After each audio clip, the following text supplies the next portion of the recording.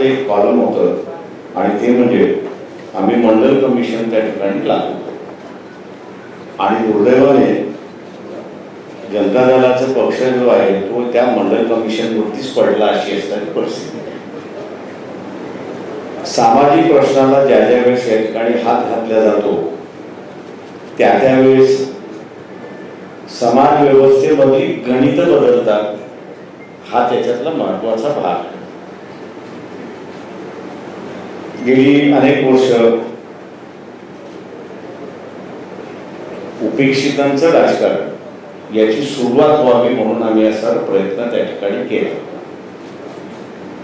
जी चळवळ आम्ही असं चालवत होतो तिलाच आमच्याच मित्रपक्षाने गिळंकृत करण्याचा प्रयत्न केला किंवा मर्यादित करण्याचा असा प्रयत्न केला, पण तो आम्ही जुमानलो नाही. आंदोलन करत राहिलो, लढत राहिलो आणि अपेक्षा आम्ही असं या ठिकाणी बघतोय. जिंकून येणं हे मतदाराच्या हातामध्ये आहे, ते काही राजकीय पक्षांच्या हातामध्ये नाही. परंतु उमेदवारी देणं हे असणाऱ्या राजकीय पक्षांच्या हातामध्ये आहे किंवा त्या उमेदवारीच्या स्वरूपामध्ये त्याचं सामाजिकरण होईल, त्याचं सार्वत्रिकरण होईल ही अपेक्षा मी या ठिकाणी बाळगतोय. मीच ती कॉइन केलेलं आहे की ह्या महाराष्ट्राची सत्ता 169 कुटुंबामध्ये होती, त्याच्यामध्ये 10 कुटुंबात असताना वाढ झालेली आहे. नातेवाईकांचं राजकारण जर जसं वाढत गेलं तस तसं महाराष्ट्रातलं दिशांचं जे राजकारण होतं, मुद्द्यांचं जे राजकारण होतं, गरिबांचं जे राजकारण होतं हे बाजूला पडत गेलं आणि भांडवलशाहीचं, लुटारूंचं अशी सत्ता त्या ठिकाणी सुरुवात झाली अशी असणारी परिस्थिती आहे. नव्या गोष्टी मांडण्याची गरज आहे असं मी त्या ठिकाणी मानतोय. एकेकाळी अर्थव्यवस्थेमध्ये मोठ्या इंडस्ट्रीची गरज होती आणि ती आपण असताना भागवतो, पण आज असताना शेतीला जोडधंदा आपण असावा म्हणतो, पण शेतीची प्रक्रिया करणारे उद्योग याची आपण असताना चर्चा करत नाही. मी आज असताना मानतोय की सगळ्यात मोठा असताना एम्प्लॉयमेंट हे काही सेक्टर्स सामान्य माणसाच्या हातामध्ये आपल्याला कशा रीतीने देता येतील, व्यापारी आणि भांडवलदार याच्या हातामध्ये जाणार नाही याची जर दक्षता आपण घेतली तर मी असं म्हणतो की डॅव्होसला जाऊन असताना मोठमोठे लाख लाख प्रोजेक्ट कधी आलेले मी पाहिलेले नाही. करारनामे फक्त त्या ठिकाणी होतात, पण या शेतीवरती पिकणाऱ्या प्रक्रिया करणारी यंत्रणा जर उभी राहिली तर महाराष्ट्रामध्ये प्रचंड मोठ्या प्रमाणात एम्प्लॉयमेंट होऊ शकतं आणि एक नवी दिशा त्या ठिकाणी देत आहे. अनेक असे प्रश्न आहेत की ज्याच्यावरती चर्चा करून आम्ही असं भूमिका आपल्या समोर त्या ठिकाणी मांडत राहू. अपेक्षा एवढीच आहे की मी शरद पवारांची रिॲक्शन आज वाचली आहे, नवीन नाही. आमच्या दोघांचं भांडण फार जुनं भांडण आहे, शेतातलं भांडण नाही, नेतृत्वातलं भांडण आहे, दिशेचं भांडण आहे.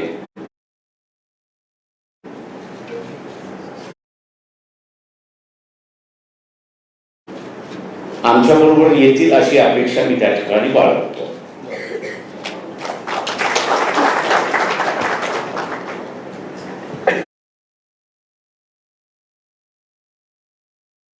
कारण हा लढा मी एका वेगळ्या मार्गाने बघतो. नरसिंहराव ज्यावेळेस पंतप्रधान झाले आणि VP सिंग आणि चंद्रशेखर गेले त्यावेळेस मी खासदार झालो. आमचा पहिला असा आवाज होता त्यावेळेस टेलिकॉम मंत्री जे होते त्यांच्या विरोधात. 15 दिवस आम्ही असं सभागृह बंद केलं. नरसिंहरावांचे असताना चांगले संबंध होते म्हणून त्यांनी महिन्याभरानंतर बोलून घेतलं आणि विचारलं की तुम्ही काय केलं. म्हटलं आंदोलन केलं. तुम्ही त्याच्या पुढे काय केलं तेवढं मला सांगा. तर म्हटलं माझ्या लक्षात आलेलं नाही, संध्याकाळी या सांगतो. आणि संध्याकाळी बसल्यानंतर त्यांनी असं सांगितलं की अशा रीतीने तुम्ही असं चालवत गेला तर पॉलिटिकल लिडरशिप ह्या देशामध्ये तुम्ही संपवणार. आज दुर्दैवाने मी असं जे बघतोय की त्या काळी नंतर आम्ही असं त्या सगळ्या गोष्टी थांबून व्यवस्थितरित्याने असं मांडण्याचा प्रयत्न केला. पण आज ईडीच्या मार्फत या देशातलं पॉलिटिकल लिडरशिप संपवण्याचा असणारा भाग त्या ठिकाणी चाललेला आहे. त्यांनी खरंच आरोप केला असेल, खरंच पैसे खाते असेल तर त्यांच्या कोर्टात घेऊन जा, केसेस चालवा आणि जेलमध्ये टाका. पण कोर्टात जायचं नाही, जेलमध्ये चालवायच्या नाही आणि फक्त लिडरशिपवरती असणारा जो आक्षेप घेण्याचा असणारा भाग आणि कॅरेक्टर एसिग्नेशन करण्याचा जो भाग चाललेला आहे तो सगळ्यात मोठा डेंजरस मी असणारा त्या ठिकाणी मानतो. आपण कोणीही अमरपट्टा घेऊन आलेलो नाही. एक दिवस आपलाही असणारा अंत होणार आहे, तसा नरेंद्र मोदी यांचाही अंत होणार आहे. त्यांच्या पक्षामध्ये त्यांनी लिडरशिप, दुर्दैव मी असं म्हणेन की त्यांनी त्यांच्या पक्षामधली सुद्धा लिडरशिप संपवलेली आहे, वरती येऊ दिलेली नाही. मला अनेक मंत्री त्यांच्यातले असणारे भेटतात आणि सांगतात की आम्ही असणारा फक्त फायली उचलून घेऊन जायचं आणि करायचं, एवढंच आमच्याकडे कामकाज राहिलेलं नाही. बाबासाहेबांनी असं एकदा म्हटलं होतं, क्रायसिसमध्ये पॉलिटिकल लिडरशिप ही डेव्हलप होत असते आणि एखादी आता असणारा क्रायसिस या ठिकाणी डेव्हलप झाली तर मला कुठेही नॅशनल पॉलिटिकल लिडरशिप त्या ठिकाणी दिसत नाही. आणि म्हणून स्टेटमेंट आम्ही जे काढलेलं आहे त्याच्यामध्ये राष्ट्र हा सगळ्यात महत्त्वाचा असं आम्ही त्या ठिकाणी मानतोय. ती पॉलिटिकल लिडरशिप असणारी डेव्हलप झाली पाहिजे, तिला उभारली पाहिजे, तिला प्रोटेक्शन दिलं पाहिजे आणि ते करण्याचं आम्ही असं कटिबद्ध या ठिकाणी आहोत. महाराष्ट्रात असेल, महाराष्ट्राच्या बाहेरचं असेल, जे जे प्रादेशिक पक्ष आहेत आणि प्रादेशिक पक्ष स्वतःचं लिडरशिप आणि स्वतःचं संघटन उभं करणार असतील तर त्यांना आमच्याकडून नेहमीच मदत राहील, पाठिंबा राहील आणि त्यांच्या प्रयत्नामध्ये आम्ही असा जेवढा हातभार घालता येईल तेवढा हातभार आम्ही या ठिकाणी घालू. महाराष्ट्राचं एक नवीन ज्याला म्हणता येईल की कार्यक्रमावरती, विकासावरती आपण आणलं पाहिजे अशी असणारी जी परिस्थिती आहे ती निश्चितपणे आम्ही दोघं मिळून या ठिकाणी आणण्याचा प्रयत्न करू. आणि राजकारण हे मुद्देशीर आणि विवेक आणि नीतिमत्तेवरती येईल एवढं बघण्याचा आम्ही प्रयत्न करू, एवढं मी आपल्या समोर सांगतो. थांबतो. आपण मी माईक तुमच्याकडे फिरवतो, मी माईक फिरवतो आणि हे करतो. पोहोचवा द्या. अरे ते बोलतात ना, ते विचारतात ना. महाविकास आघाडी सोबत बाळासाहेब आले अशी आहे, फक्त शिवसेनेबरोबर बाळासाहेब आले, ते बाळासाहेब अन्य दोन्ही पक्षांमध्ये ते आता असताना जे आहे ते आम्ही दोघंच एकत्र आलेलो आहोत. काँग्रेसनी त्याला अजून असताना स्वीकारायचा आहे, स्वीकारतील अशी मी अपेक्षा करतो. हे मगाशी म्हणालो की शरद पवारांचा आणि आमचं असताना फार जवळचं शक्य होतं, किती होतं हे तुम्हाला सगळ्यांना माहिती आहे. पण ह्या आघाडीमध्ये ती येतील अशी आम्ही असताना अपेक्षा करतो किंवा त्यांना असताना आम्ही विनंती करू. एक मिनिट, माझं उत्तर थांबा ना. त्यांच्या प्रश्नाला प्रकाशजींनी उत्तर दिलेलं आहे. प्रकाशजी, आपण आपले आणि राष्ट्रवादी किंवा पवारसाहेबांबरोबरचे संबंध सांगितले. आमचे सुद्धा 3 वर्षापूर्वीपर्यंत कसे संबंध होते हे जगजाहीर आहे. परंतु ज्या वेळेला आमच्याही असं लक्षात आलं की फसवणुकीचं राजकारण सुरू होतं आहे त्यावेळेला आम्ही निर्णय घेतला. तसं काँग्रेस आणि राष्ट्रवादी आणि शिवसेना हे 3 पक्ष एकत्र येतील का, एकत्र कशी येऊ शकतील, एकत्र आल्यानंतर आमच्यावरती सुद्धा फार वाईट विचित्र आरोप झाले. पण त्या सगळ्या आरोपांना आणि आरोप करणाऱ्यांना राजकारणात आम्ही उडून उरलो आणि जवळपास 2.5 वर्ष हे सरकार, महाराष्ट्र महाविकास आघाडीचं सरकार आपण यशस्वीपणाने चालवलं. मुळामध्ये हेतू चांगला असेल तर सगळ्या गोष्टी पुढच्या चांगल्या होतात. आणि मी मुद्दामून आपल्यासमोर माहिती देऊ इच्छितो की असं काही नाही आहे की काल रात्री आम्हाला स्वप्न पडलं की चला आपण एकत्र येऊया आणि आज आम्ही एकत्र आलो. यापूर्वीसुद्धा आमच्या काही बैठका झालेल्या आहेत, चर्चा झालेली आहे. काँग्रेसबरोबर सुद्धा चर्चा झालेली आहे, अगदी राष्ट्रवादीबरोबर सुद्धा चर्चा झालेली आहे. आणि महाविकास आघाडीमध्ये आपण येण्यासाठी कोणाची तशी काही ना आहे असं काही दिसलेलं नाही. एक गोष्ट नक्की की काँग्रेस, राष्ट्रवादी आणि शिवसेना हे 3 पक्ष एकत्र आल्यानंतर तिन्ही पक्षांचे काही मित्र पक्ष आहेत. मग आमचं असं ठरलं की महाविकास आघाडीमध्ये ज्या त्या पक्षांनी आपापल्या मित्र पक्षांचं हित सांभाळायचं आणि एकूण जर आपण एकत्र आलो नाही तर मग वैयक्तिक युतीला काय फायदा आहे. वैयक्तिक म्हणजे 2 पक्षाची युती केली आणि महाविकास आघाडीमध्ये काहीतरी 3 तिघडा असं करून ठेवलं तर मग या भारत किंवा देश प्रथम हा जो काही सामायिक हेतू आहे त्या हेतूलाच तडा जातो. आणि म्हणून मला असं वाटतं की प्रकाशजी, तुमची आणि आमची म्हणजे शिवसेना आणि दलित वंचित आघाडीची युती तर झालीच आहे, पण त्याचबरोबर आपण महाविकास आघाडीचे सुद्धा एक घटक पक्ष म्हणून पुढे वाटचाल करायला कोणाची काही हरकत नाही. हा प्रश्न आहे की आज शिवशक्ती भीमशक्तीची घोषणा झाली आहे. महापालिकाच्या निवडणुका आहेत, त्यानंतर लोकसभा आणि विधानसभेच्या आहेत. तर हे जागा वाटप कसं होणार आहे आणि ही युती कशी दिसणार आहे? ही युती विजयी दिसणार आहे.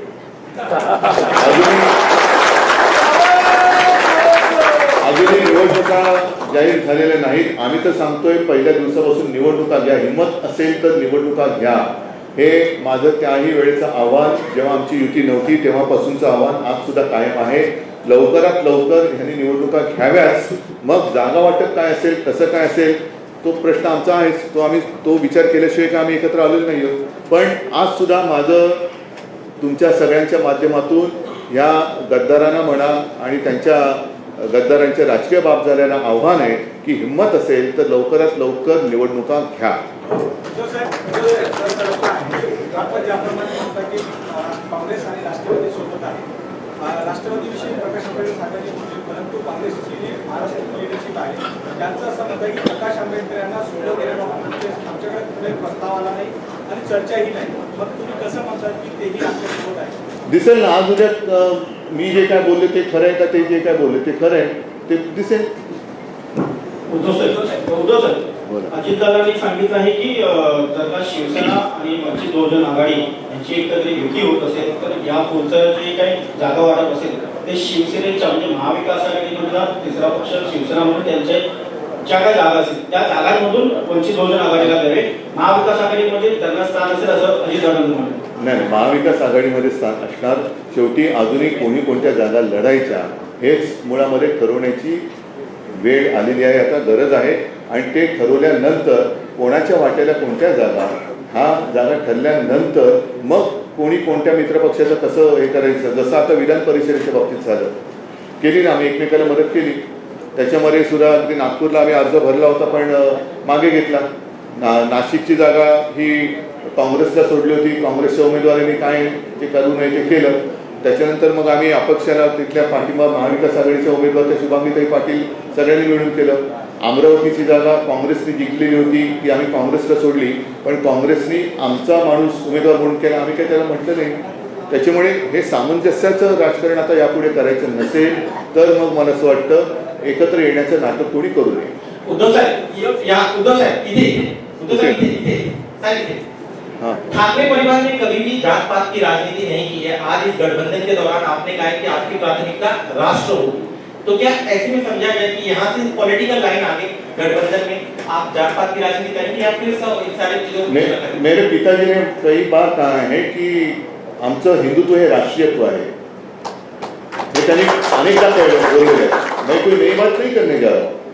अगर नई बात मैं करता तो बात अलग थी, लेकिन मैंने जो मेरे पिताजी ने कहा है वही बात मैं दोहराता हूँ और उसी राह पर हम चले हैं. और इसके आगे जाकर मैंने कहा कि पिताजी ही क्यों, मेरे जो दादाजी थे और हमारे दोनों के दादाजी, उन्होंने उस वक्त जो हमारे धर्म में बुरी कुछ गलत प्रथाएं थी. हाँ, मैं थोडं हिंदी माझं हा एक आता फायदा होणार आहे मला. गलत प्रथाएं थी उसका विरोध किया.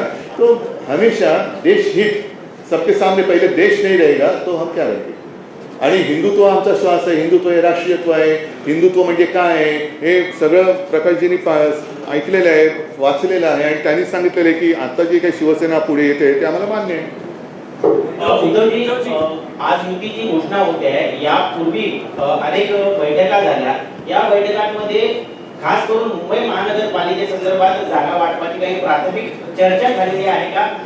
दोन्ही पक्षाकडनं काही म्हणून मी तुम्हाला काय सांगतो, हे असे सगळे प्रश्न तुम्ही विचारण्यापेक्षा माझं पुन्हा एकदा या सरकारला आव्हान आहे, हिंमत असेल तर निवडणुका घ्या. मग आमच्या युतीचा जागा वाटप काय झालेलं आहे, कसं झालेलं आहे, चर्चा काय झालेली आहे ते तसं करण्यापेक्षा आम्ही लढून जिंकूनच टाकू ना. उद्धवजी, आपण म्हणालात की वंचित बहुजन आघाडी महाविकास आघाडी यावं यासाठी म्हणजे त्याची काही हरकत नाही, पण शरद पवार आणि प्रकाश आंबेडकरांचे जे संबंध पाहतात हे संबंध सुधारावे यासाठी आपण व्यक्तिशः काही नक्कीच करणार ना. म्हणून मी तर असंच म्हणेन की त्यावेळेला आम्हाला गृहीत धरून राजकारण केलं गेलं होतं 1-2.5-3 वर्षापूर्वी की शिवसेना काँग्रेससोबत जाऊ शकत नाही, शिवसेना राष्ट्रवादीसोबत जाऊ शकत नाही.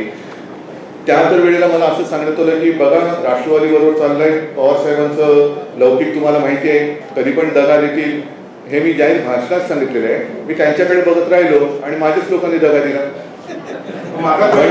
म्हणजे एकूण जे राजकारण चाललेलं आहे की आता दुसऱ्याचं घर फोडून स्वतःचं घर सजवणारी अवलाद जी सत्तेवरती येऊ बघते ती दाढून टाकण्याची आज गरज आहे आणि त्याच्यासाठी गरिबांचा आणि सगळ्यांचा जो एक धर्मनिराश झालेला आहे तो दूर करण्याच्या जाऊ.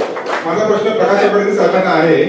आता उद्धव साहेबांनी त्यांच्या हिंदुत्वाबद्दल सांगितलं नाही. आतापर्यंत शिवसेना आणि वंचित बहुजन आघाडी किंवा प्रामुख्याने हिंदुत्वाचा मुद्दा होता.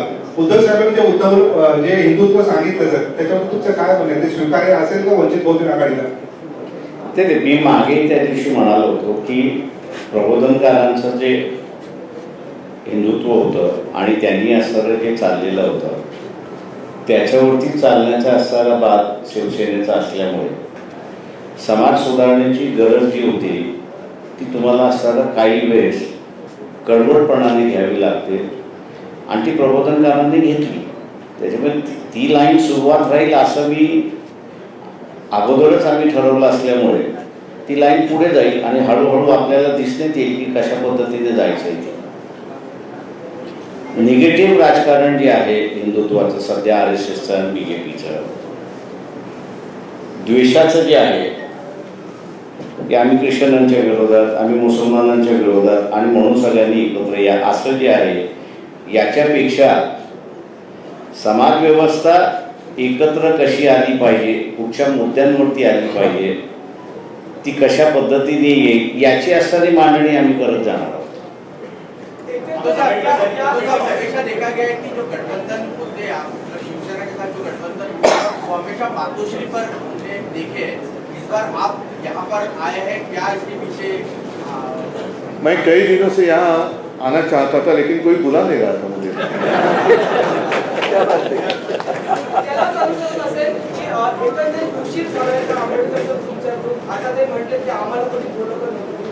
नाही, उशीर कोणत्याही गोष्टीला होत नसतं. उशीर झाला तरी चालेल पण सुरुवात होण्याची गरज असते, ती सुरुवातच झाली.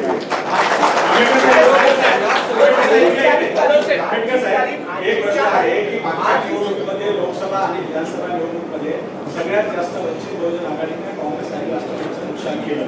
त्याच्यामुळे काँग्रेस आणि राष्ट्रवादी तुम्हाला यावेळेस सहन करण्याच्या स्थितीत नाही असं दिसतं.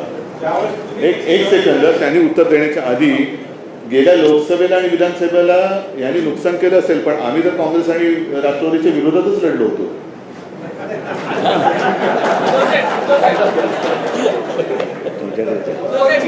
आघाडी ही भाजपची बी टीम आहे असं वारंवार बोललं गेलं होतं. शिवसेनेचे काही युती होते की त्यांचे आरोप केले होते. आता पुन्हा एकदा शिवसेनेची युती भाजपच्या बी टीम बरोबर झाली असं म्हणायचं का? जिथे भाजप बरोबर आमची युती होते आणि त्यांनी आम्हाला दगाफटका केल्यानंतर मग किती टीम ABCD काय करायचं, म्हणजे आमची एक टीम बरोबरच युती असताना त्यांनी ती युती त्यांच्या स्वार्थापायी मोडली. आणि अत्यंत नेमकेपणाने प्रकाशजींनी सांगितलं की आत्ताचं जे भारतीय जनता पक्षाचं नेतृत्व आहे त्यांनी त्यांच्याच पक्षातल्या नेतृत्वाची एक फळी कापून टाकलेली आहे. म्हणजे नेमकं यांना राजकारणात करायचंय काय, यांना शत्रू नको, विरोधक नको आहेत, ठीक आहे, मी समजू शकतो राजकारणामध्ये विरोधक असायला पाहिजे, पण त्यांचा पराभव करणं, पण यांना मित्रही नको, म्हणजे मग नेमकं साधायचं काय. आणि म्हणूनच मला असं वाटतं की हे आता आमचं तुम्ही आम्हाला एका धर्म बिर्म याच्यावरती प्रश्न विचारण्यापेक्षा आज देश कसा वाचवायचा, कारण देशाची वाटचाल ही सरळ सरळ हुकुमशाहीकडे चालण्याचं दिसतंय. आता जी काही एक न्याय व्यवस्था म्हणून शिल्लक राहिलेली आहे, त्या न्याय प्रणालीला, न्याय व्यवस्थेला सुद्धा दमदाट्या केल्या जात आहेत. हे कोणत्या लोकशाहीचं द्योतक आहे. म्हणजे तिकडे यांना न्याय संस्था सुद्धा आपल्या बुडाखाली घ्यायचे, इतर संस्थांच्या बुडाखाली पाहिजेत. मग असं सगळं असेल तर देशात लोकशाही कुठे राहिली. मग जी काय आज काल असताना साक्षात्कार झालेलं आहे रिजिजूंना की काय राज्य घटना ही सर्वोच्च आहे, त्या घटनेमध्ये बसतंय का, त्या घटनेत ते बसतंय का. घटनेने प्रत्येकाचे अधिकार हे आखून रेखून दिलेले आहेत. मग तुमच्या अधिकारावरती अतिक्रमण करणं हे कसलं द्योतक आहे. म्हणजेच काय की आम्ही तेवढेच देशाचे तारणहार, आम्ही तेवढेच घटनेचे रक्षक, हा एक सर्वदूर समज करायचा, भ्रम पसरवायचा आणि त्याच्या आडून मला पाहिजे तेच करणार, हे जे काय चाललेलं आहे ना ते मोडून काढण्यासाठी आमची युती आहे. मला असं विचारायचं की आठवले गट भाजपसोबत गेल्यानंतर कोण बोलतोय माझ्या खाली. हा, आम्हाला असं तळागाळातले प्रश्न पाहिजे. मला असं म्हणणं की आठवले गट भाजपच्या सोबत गेल्यानंतर आता कुठेतरी बॅलन्स ऑफ पॉवर मेंटेन करण्यासाठी रोबोटिक मिशन्स एकत्र आणण्यासाठीची युती असं म्हणायचं. कोणाला प्रश्न आहे. प्रकाश मी आपलं कोणाबरोबर गेलोच नव्हतो, मी आपले एकटंच लढत होतो, त्याच्यामुळे बॅलन्सिंग करण्याचा प्रश्नच राहिला नाही. त्याच्यामुळे आता असताना जो आहे ही पॉलिटिकल युती, सोशल युती असं आपण असं समजलं तर अधिक चांगलं होईल.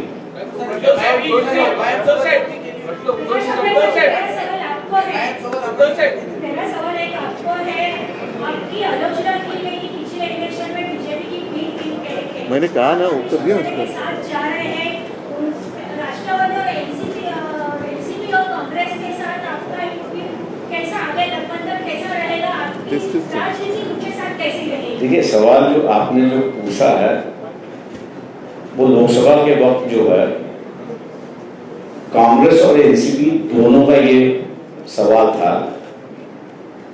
कि हम लोग कह रहे थे कि हम उनके साथ आने के लिए तैयार है, और हम लोग की मांग ये थी 12 लोकसभा की सीटें हैं कि जो एनसीपी और कांग्रेस 5 बार हारी हुई है, जो जीती नहीं.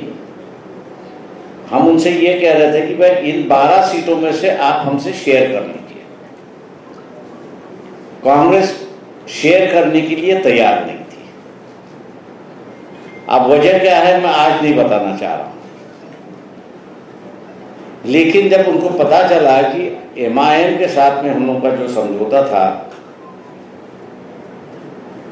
वो उनके लिए दिक्कतें खड़े कर रहा है, तो उन्होंने ही आरोप लगाया, कांग्रेस और एनसीपी ने आरोप लगाया कि हमको जो है वो बीजेपी ने खड़ा किया.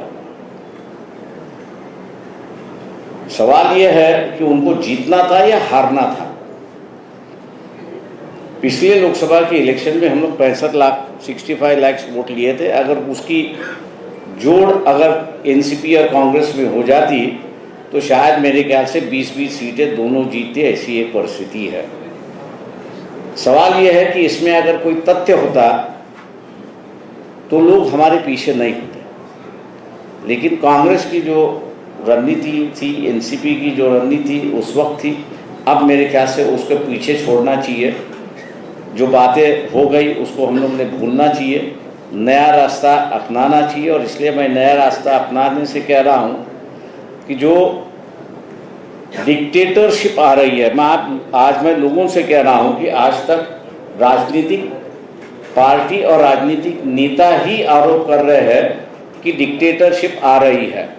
अब मैं लोगों को डिसाइड करने को कह रहा हूँ कि बीबीसी की जो फिल्म है 2004 की बात है, 2 बार उसके बाद मोदी जी को प्राइम मिनिस्टर लोगों ने बना दिया.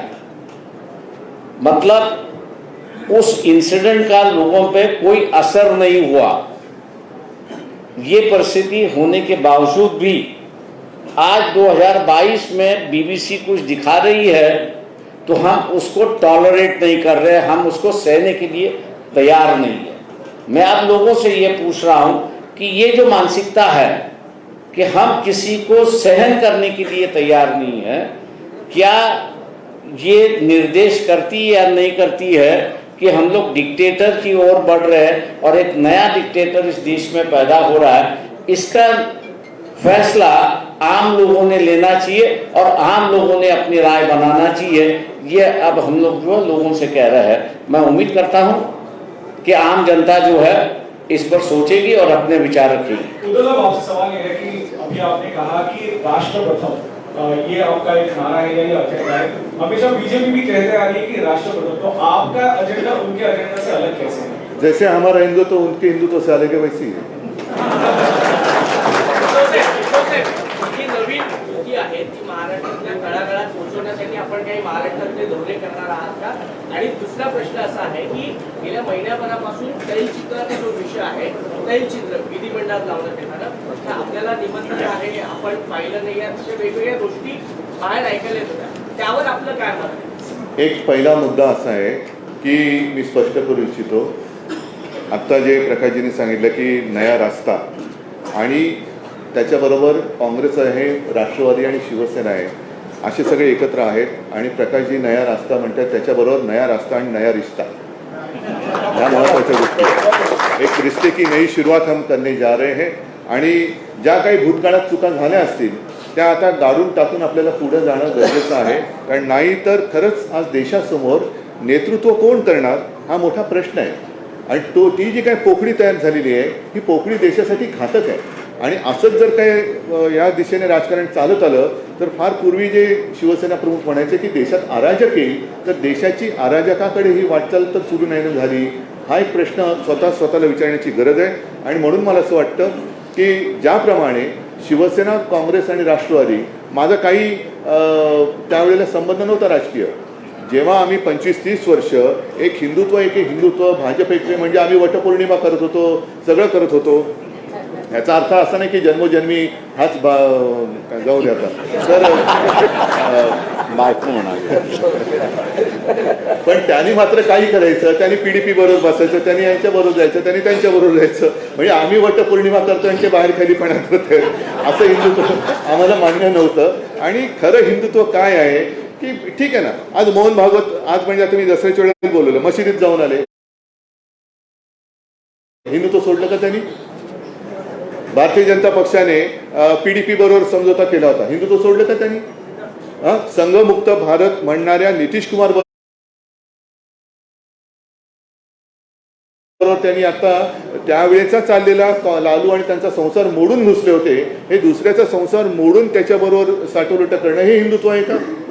तर ह्या सगळ्या गोष्टी आता खूप झाल्या, ते जे म्हणतील तेच खरं, हा एक जो भ्रम ते निर्माण करतात तो मोडून काढण्यासाठी आम्ही एकत्र आलेलो आहोत। आणि साहजिकच आहे, ज्या वेळेला एकत्र येऊन वाटचाल कशाला म्हणतात, ती वाट चालली पाहिजे आणि त्याच्यासाठी महाराष्ट्रभर जिथे जिथे जाण्याची गरज असेल तिकडे मी जाणार।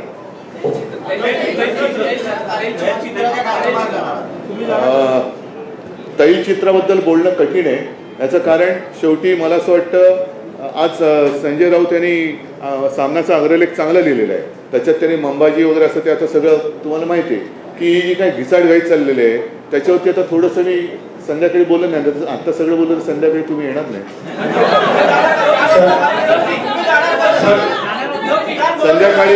संध्याकाळी मी जाणार आहे, नक्की जाणार आहे, 5 वाजता रिगलच्या पुतळीच्या इकडे मी नक्की जाणार आहे आणि त्याच्यानंतर 6 वाजता षण्मुखानंद हॉलमध्ये नक्की जाणार आहे।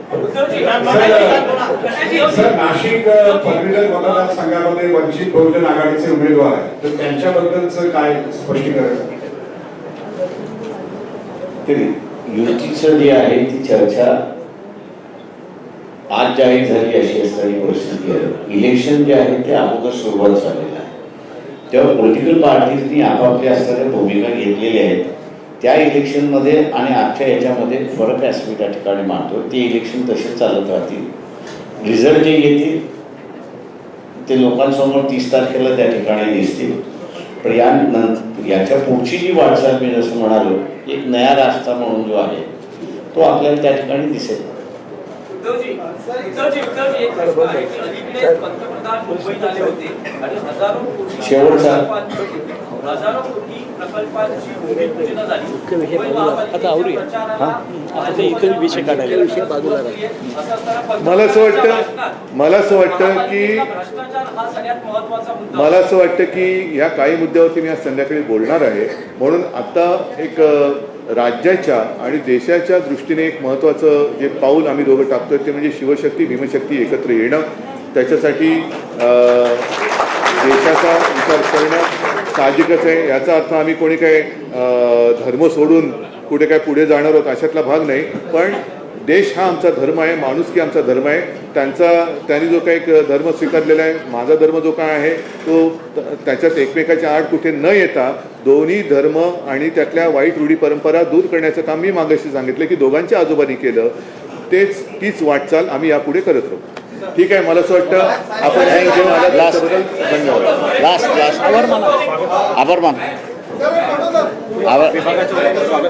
हा घ्या बढिया. कोणी बोलायचं नाही